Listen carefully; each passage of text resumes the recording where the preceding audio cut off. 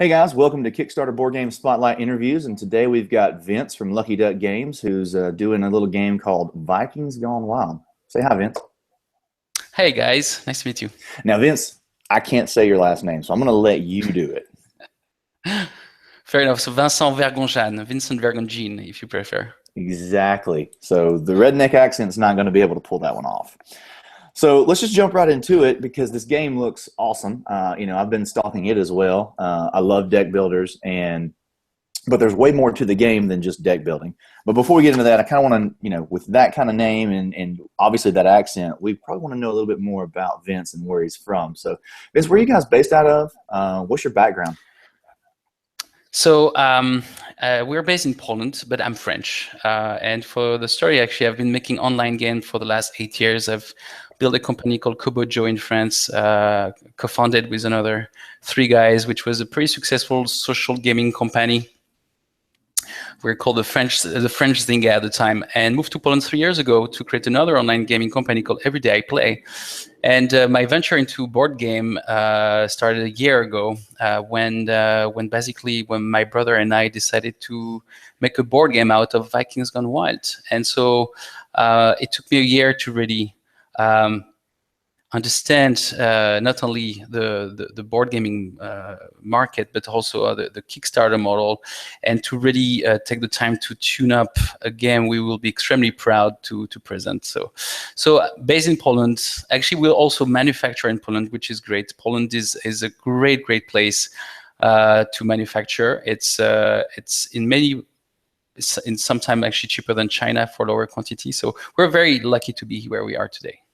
Well, there's probably a lot of board game creators that are going to be interested and going to be pinging your email about that manufacturing in Poland if there's smaller quantities that are cheaper than China, because that's one of the the big knocks on trying to go to China is that usually you're in that 1,500 to 2,000 unit range before minimum.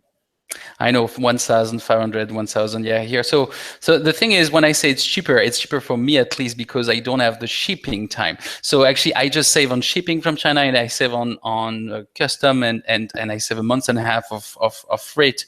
It might not be cheaper for someone in the US, but the good thing, I can drive 15 minutes with my car and go to the manufacturer, and so that adds a lot of things. So no, again, it's.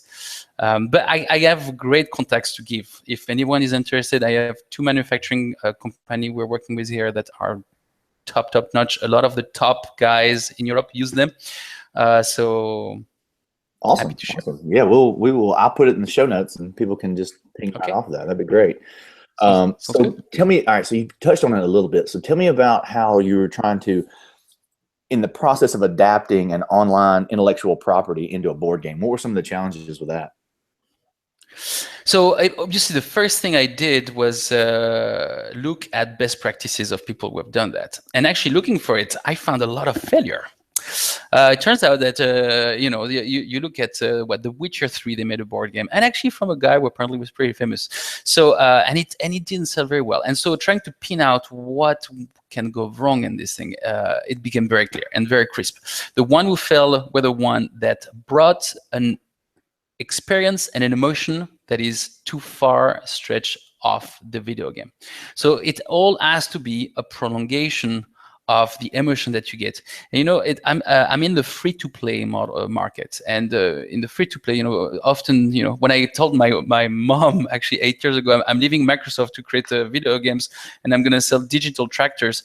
She said, "What are you talking? Where's going to buy digital tractors? Makes no sense, right?" And and she was right. So I kind of wanted to put the finger on why do people buy on free-to-play games? Turns out they buy emotions. They buy. There's basically a gate that's put for them to go back to their emotions. And it doesn't matter if they own or not something. It can be digital. It doesn't matter because it's a gateway to an emotion. It's the same thing with board gaming. And ultimately, people will buy the feeling they have. And so it's important that in the translation of the board game from the video game that we basically brought the same emotion. And Vikings Gone Wild, the online game, is a game where you build and you build a village, you build an army, and you attack another one, and you have the thrill of attacking another one. You don't know if am I gonna make it? Am I not? Yes, I made it. And and all of that is today in Vikings Gone Wild, the board game. Okay, I know you just got back from BGGCon out in Texas. How was that? It went so well. Actually, we got so many people who backed the game. Almost every table who backed the game. We had it booked back to back for the entire weekend.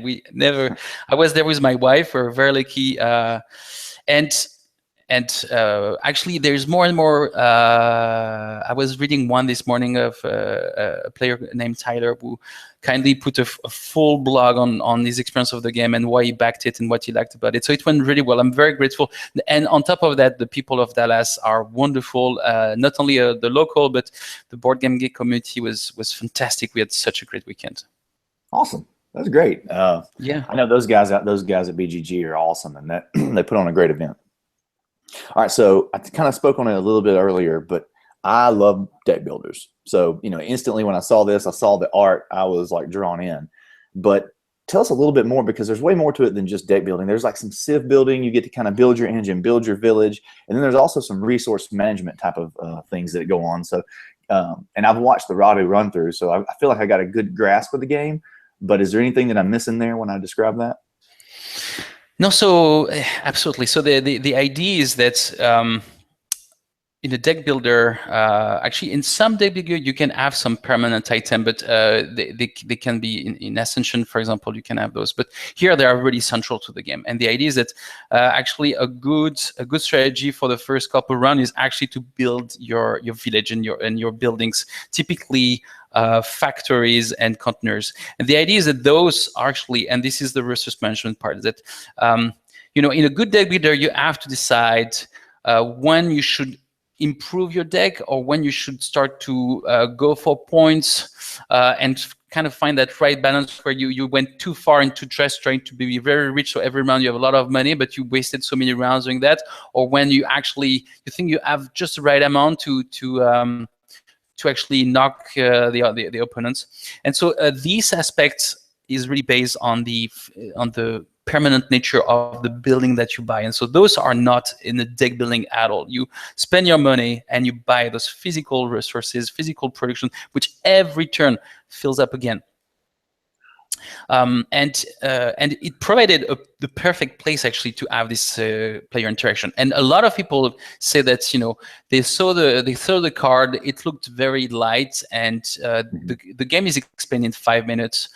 Yet there's so many decisions made because of the and so many interaction because of the nature of the game. Basically, all those permanent buildings are what your opponents are going to attack.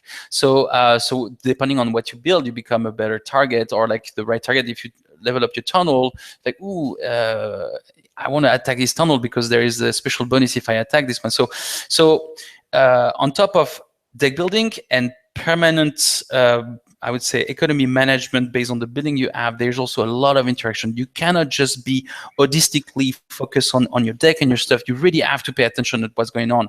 And basically when you attack someone, you say, well, I'm attacking this building and this building. Are you defending? So this building you are? I'm not defending. Okay, then I'm attacking this one. Well, I'm defending this one. Oh no, you're defending this one. So there is a lot of bluff. There's a little bit of of what you could find in I'm looking for the name of that game. Nottingham. What's the full name of that game? It's the Sheriff of Nottingham. Yeah. Where you basically you can have cards in your hand, and people don't know if it's a defense or not. And you're like, how many cards do you have? One card. And you? One card too. Crap. Which one am I going to? That's what Otto was saying. Kind of the take that was you guys flipped it. And it wasn't the attack where most games, the aggression would be kind of the take that. It was the bluffing mechanism of you hold your longboat back, you keep some cards, and people don't know what you've kept. And so when people attack you, you can say, you've got 5 attack? Yeah, I've got 6 defense. And so you kind of, you shut down their attack and ruin their turn. And so I thought that was really, really clever, the way that you kind of let that kind of be the opposite of what it normally is. Yeah, it brings some bluffing on the defense side, which we thought we wanted, go back to that exactly that same thing with the simplest way possible, which is, am I going to make it or am I not? Because it's exactly what you feel when you play the online game. You have built your army. It took you actually, a lot of resources, and sometime it literally take half an hour for this army to build, because that's how free-to-play games are built. And then you go and you're like, you pick your village and you're like, I'm going. Am I going to make it? Am I not? So we wanted, again, to bring that parallel and so. Yeah, awesome. Okay. All right. So there's 2 expansions in the Ultimate set that I was looking at. And so I know one had spell cards that are new that aren't a part of the base. So can you tell us just a little bit about the expansions and how they change the gameplay? Absolutely. So first you have Magic. Sorry, I don't even remember the name of my expansions. How bad is that? I'm tired. I'm still jet lagged majorly, by the way. I just arrived. I'm looking for it. Thank you. So it's Guild Wars. So in Guild Wars, the idea of those 2 expansions was basically to bring new cards, to make it like a true deck building experience, where you, at the beginning, you can set up, pick 6 out of 11 buildings. You pick 3 out of 7 units and stuff like that. So in Guild Wars, the idea is that we bring some new concept. We bring a new concept of flying units, which needs a specific kind of defense to be stopped. We bring walls, which you can basically upgrade an existing building, and you have to destroy that wall first if you don't want to go further. Bring a lot more depth in the way you attack. I'm sorry about that. And obviously we brought the Guild War mode, which is a 2 versus 2, and that is really cool because I've done so many 4-player games, actually, especially this weekend, because it was the typical table we had, and it's everybody is against each other's. But when you're 2 versus 2, there is some pretty awesome dynamic, and we have one building which basically allow you to use one of your teammates' card during your turn. So there's really like a lot of talk between the teams, and it brings some even further interaction, because now you have a teammate against another 2 teams. So that's really Guild Wars, what it is about, like basically bring new type of building, new type of interaction, and it's a fantastic expansion. The second one is it's a kind of magic, and then here we wanted to kind of be able to remove completely the way you attack with the units and defenses, and bring something completely fresh with the spells. So you have spells, you have counter spells, and also tons of new units with new type of variation. It's a kind of magic is also very centered on the scratching mechanism, which is the idea of removing cards that are not efficient for you. So it's really apart from the spell, which is the new mechanics, it's also the whole thing is much more centered on deck optimization, which also we wanted to add as part of the collection of cards you can use during setup. We actually just brought one card like that for everybody in the stretch goal, but really it's a kind of magic is centered on that. Oh, okay, yeah. That I know it also has it gives you the 5th player option as well. That's right. Yeah. So actually, and there is a lot of controversy here, because we managed to find basically pre-produced beautiful Viking theme minis. And unfortunately, there's only 4 dry cars, and it's going to be logistically a nightmare to add a 5th one. So we have 8 punch player, basically like a cardboard player token. But yeah, the 5th player works pretty well actually as well. We did a couple game at 5 player, and once we saw that it was okay at 5 player, we thought it would be a perfect way to kind of complete this ultimate set. Yeah, that's. Awesome.